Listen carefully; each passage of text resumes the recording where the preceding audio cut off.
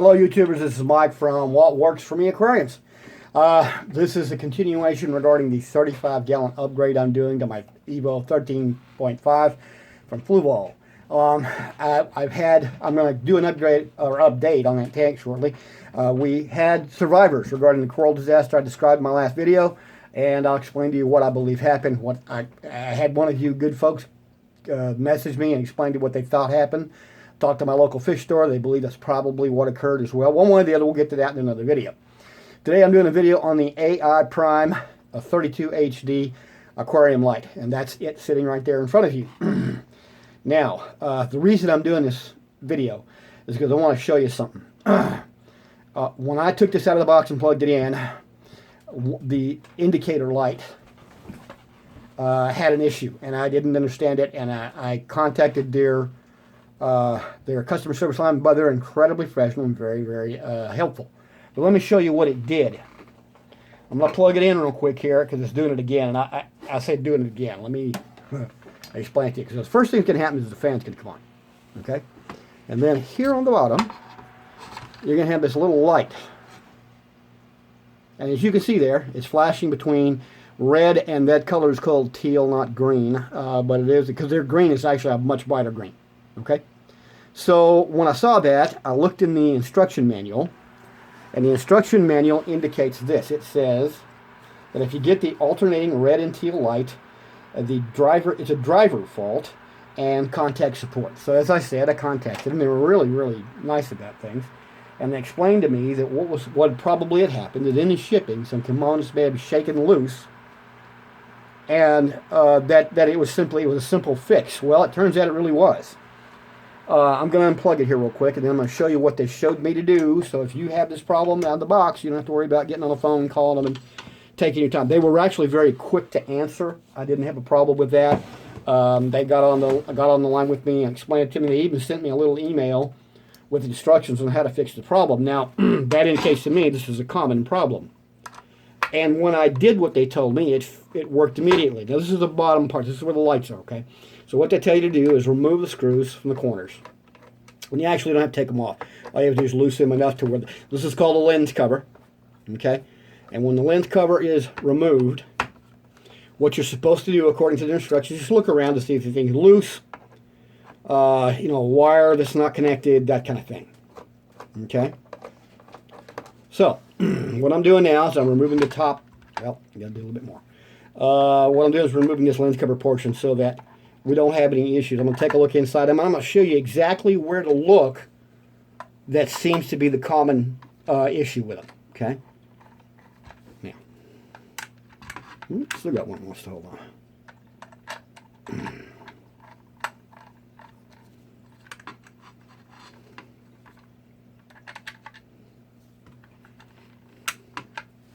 Must be this one. So, once you get them all out, you lift it off. Whoops. Oh, come on now. There. Okay? And immediately you can see the circuitry. It's pretty obvious. Okay? I didn't see any immediate real issue. But let me tell you what I did find. See this little black panel? Push on it. And I don't know if you heard that or not, but it sort of clicks. So apparently this must be a common problem with this device. Because when you push it back in place and put the light cover back together again, everything goes to normal. And I'll show that to you as soon as I get everything put back where it's supposed to be.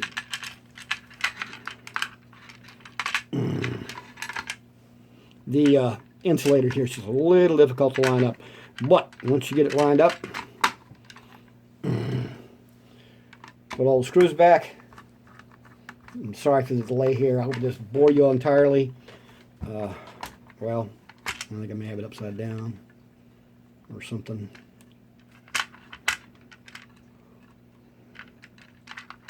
Yep, it's supposed to go this way. There we go. Okay, let's tighten her back up. And I want to show you one other problem that I encountered immediately. And I'll explain it, and it's not that bad, but it's something you want to take a minute to figure. Okay. Now, here's the thing. The reason I'm having to do this a second time, like I told you, as soon as they told me what to do, I tried it and it worked like a charm. I was able to continue to configure my light. It needed an update. I have not finished the configuration process yet, but I will soon.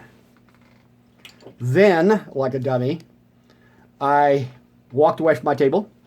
The cord caught my foot, and I jerked it off and it fell on the floor. And as you see right now, that little black panel, obviously it popped back out again. Okay? So we're about to find out whether that's all that was necessary or if I've ruined this very expensive light. Let me plug her back in. Excellent. Okay, now the little light is blinking blue and green. The little indicator light means that the light has not yet been configured, meaning that I've had in fact successfully repaired the initial problem. So if you run into this, remember, the little green or the teal and red flashing light simply means that that little panel has probably popped out of place. Hopefully it's nothing more serious. And again, right now I'm suggesting that's all it was. So apparently when this light is jarred, it's easy to dislodge that little black plastic connector. Okay, so like I said, I dropped it, and I've gone back in and fixed it, didn't see any problem. I'll give you a second little tip here. So what you do then, these are the mounting brackets. Let me get you a quick picture here. Okay, and what the cord has to do is run through this channel, but it doesn't fit very well. It's really tight. Okay, so this is the second mounting bracket here. It's going to have to connect down here, and what you wind up having to do is force the cord into this channel right here, and it's real difficult, as you can see. All right, so you get it out of there. Once you force it back in, you're good to go. Okay, now what you wind up having to do in order to get the line to feed on through the channel is you push a little bit and pull, push and pull. Okay, now also warn you about one other thing. It will, let me see if I can get a shot of this, skin the wire. I don't know if you, can you see that? Can you see where it's skint right there by my finger? Okay, I can't tell that this is enough to do any damage. I don't believe it is. Okay, but it will take a little of the rubber off when you're feeding that line through there, so don't panic. It doesn't go through into the wiring, so at least it hasn't so far. So just be aware of that. You're going to run into that when you start feeding this through here, and it is not simple to get in. I'm not kidding you. The instructions kind of indicate that you should be able to take the plug and push it through the hole here and just run it through like a piece of, like you're threading a needle. Well, that's not accurate. The plug is too big to fit in there, so the only way to do it is like I showed you. You can work it from one end, snap it in place, and then slowly pull it along this channel until it comes out the other end. Okay?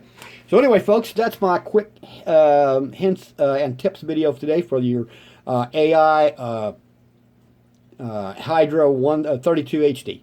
Appreciate you watching. We'll get back with you some more videos here shortly. I'm going to put this whole thing together, and we're going to try programming it and doing all that good stuff. So, as always, have a good time reefing, and then we'll talk to you later.